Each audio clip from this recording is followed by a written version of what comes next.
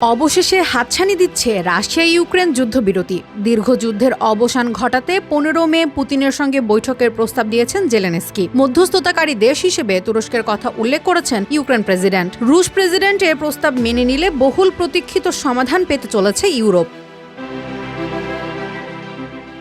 ইউক্রেনের সংবাদ মাধ্যম দ্য কিয়েভ ইন্ডিপেন্ডেন্ট প্রেসিডেন্ট জেলেনস্কির বরাত দিয়ে তথ্যটি নিশ্চিত করেছে। তাদের প্রতিবেদন অনুযায়ী ভলোদিমির জেলেনস্কি বলেছেন, হত্যাকাণ্ড দীর্ঘায়িত করার কোনো মানে হয় না।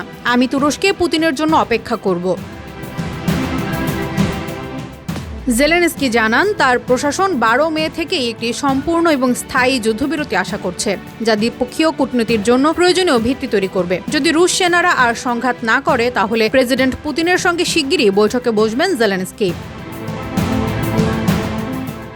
এর আগে পুতিনের সঙ্গে সাক্ষাৎ করতে জেলেনস্কির ওপর চাপ তৈরি করেন যুক্তরাষ্ট্রের প্রেসিডেন্ট ডোনাল্ড ট্রাম্প। একদিকে ইউক্রেনের খনিজে যুক্তরাষ্ট্রের অংশীদারত্ব, অন্যদিকে পুতিনের সঙ্গে ট্রাম্পের ব্যক্তিগত ঘনিষ্ঠতা। ঠিক যেন দুই দেশের গ্যারাকলে পড়ে গেছেন জেলেনস্কি। সামাজিক যোগাযোগ মাধ্যম ট্রুথ সোশ্যালে এক পোস্টেও পুতিনের সঙ্গে সাক্ষাৎ করতে জেলেনস্কিকে প্রকাশ্যে চাপ দেন ট্রাম্প।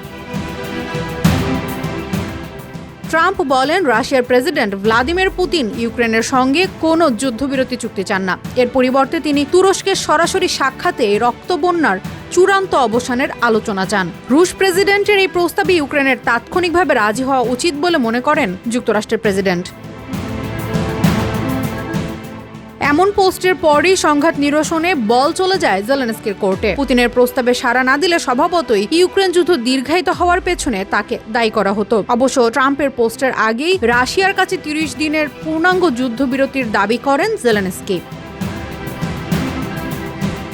এদিকে ট্রাম্প বলেন, ইস্তাম্বুলে দুই পক্ষের আলোচনায় ভবিষ্যতে কোনো চুক্তির সম্ভাবনা আছে কিনা তারা অন্তত সেটি বুঝতে পারবেন। আর যদি না থাকে, তাহলে ইউরোপীয় নেতারা এবং যুক্তরাষ্ট্র জানতে পারবে আসলে বিষয়টি কোন পরিস্থিতিতে আছে এবং সে অনুযায়ী ব্যবস্থা নিতে পারবে।